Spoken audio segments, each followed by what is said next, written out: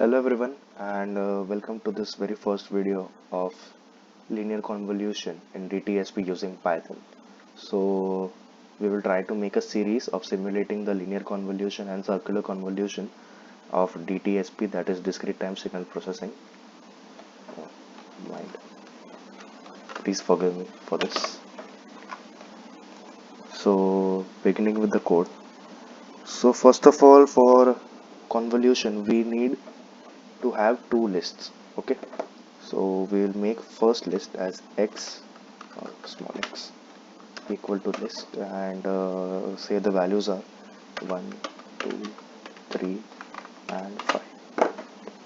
Okay, and we'll run this. Okay, and another list h of n, that is also known as impulse list or the impulse signal. Take it as 1, 3 and execute.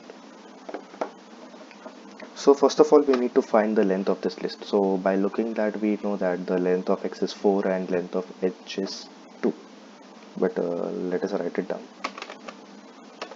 Length underscore x equal to length of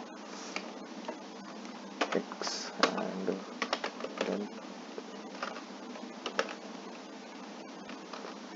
length underscore x. So output is 4, new cell. Similarly, length of h is equal to length of h, and simply printing it, length h. So we got the length of x as 4 and length of h as 2. Clear. So the formula for linear convolution is as follows. It should be y of n is equal to x of n convolute with h of n. Here asterisk is not multiplication, but rather it's the convolution operator. Okay,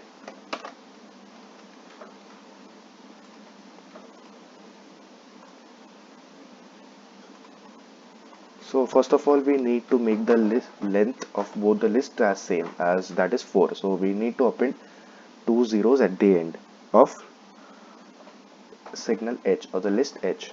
So what we will do is, first we here the step is very clear, like we can visibly find out the difference, but when the list is large enough then it might be not possible by just looking at the list to find out the difference. So we'll write that down. So let's take a variable balance length length is equal to length of x minus length of h, and printing it out, balance length. So the balance length is 2, so we need to append 2 zeros at the end of the list h of n. So we will use the while function for this. So what we will do is, while length of h less than equal to balance length plus 1. Okay, so why plus 1 here? Plus 1 due to negative indexing of lists. I mean not negative indexing, plus 1 here is due to indexing of the list starts from 0. Okay, so what we will do is we will append zeros in the h list. So and just simply we'll paste the length of h, and we will print, let's say, new list of h is comma h, and execute. So we see that 2 zeros have been appended. So we have successfully made the length of h equal to length of x, that is 4. So moving further, linear convolution involves a linear plotting. I'll put a screenshot what linear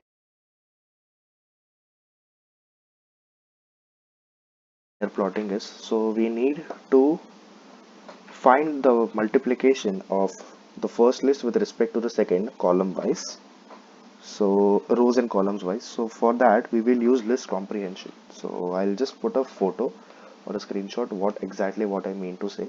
We need to sum we need to add the sum of the product. So sum of the product, SOP form, it is also known as SOP. So let us define the list comprehension. Suppose I take list 1 is equal to I into 1 for I in x. For I in x means for I in for each term in the x list, it will be multiplied 1 with 1. Okay, with the 1 is here, this one.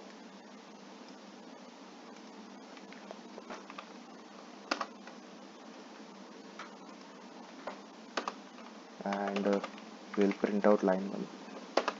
So output is obviously it's going to be the same. And moving to the next part, next one, line 2 is equal to, now we need to multiply the first list with respect to 3.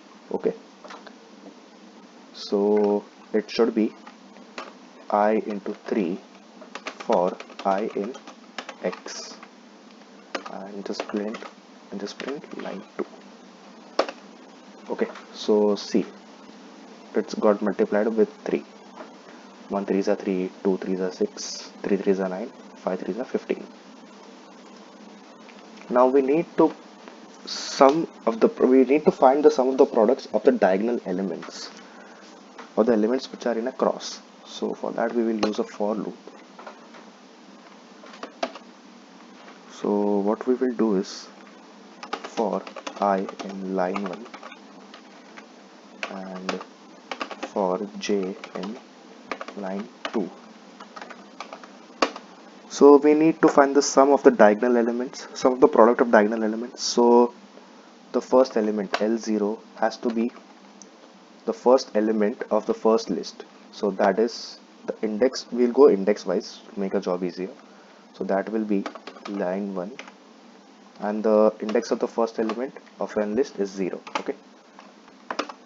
Similarly, L2 is equal to, we'll now increase the order, and line 1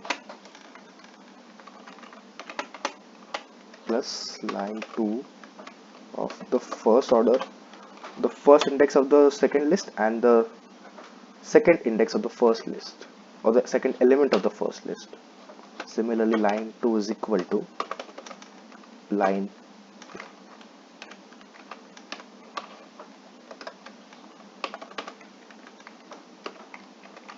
so we are just increasing the number of iterations, so that not the number of iterations, the number of elements in the list, so that we can get the desired list that we need.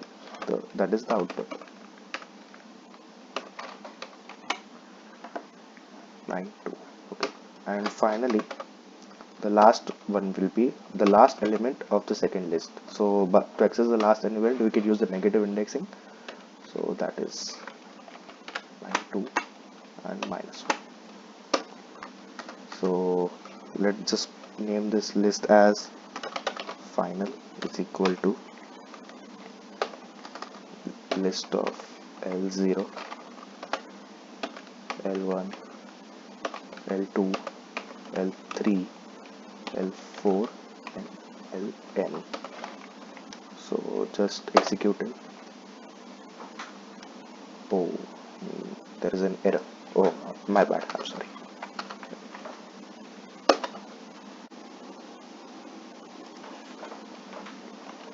So print fine.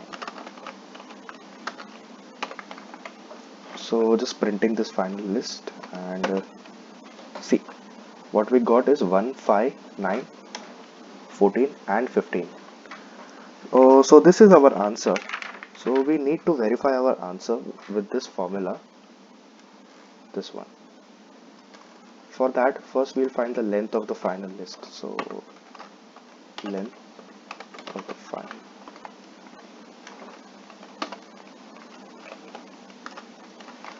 So just printing the length.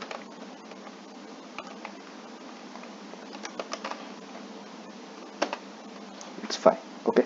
So also we need to find the sum of the final list. So print sum final. It comes out to be 44. Just keep this a remainder. Just keep this in mind. We need this further.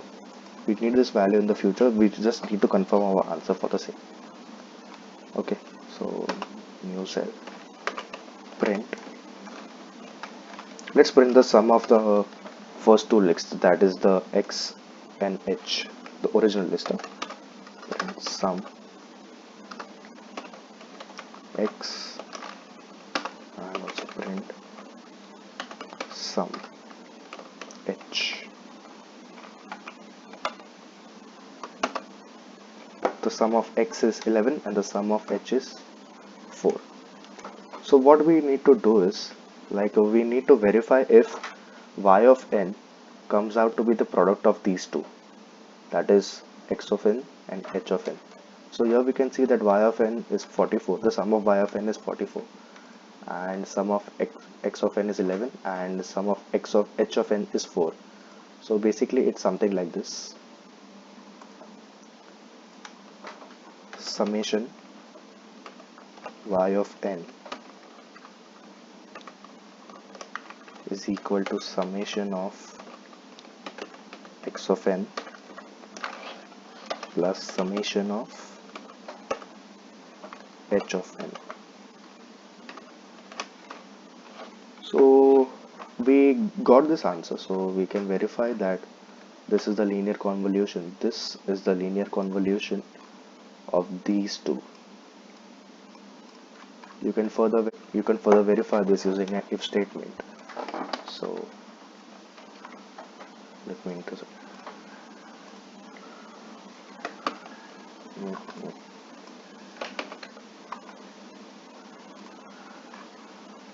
So let's take another variable. If let's lay sum final is equal to 44. We got this value from here. Okay. So what we can do is, firstly let us multiply length of x1 and length of x2. So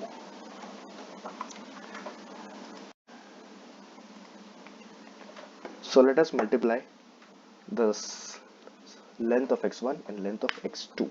I mean the sum of x1 and sum of x2. So let us take another variable as product final. So product final is equal to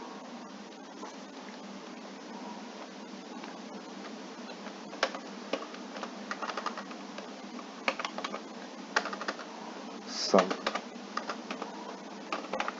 x into sum h. If this product final comes out to be equal to the sum final, then if sum underscore final equal to product underscore final, then we can say print the linear convolution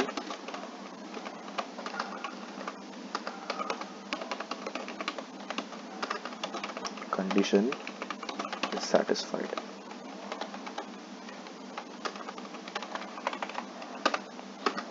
Else print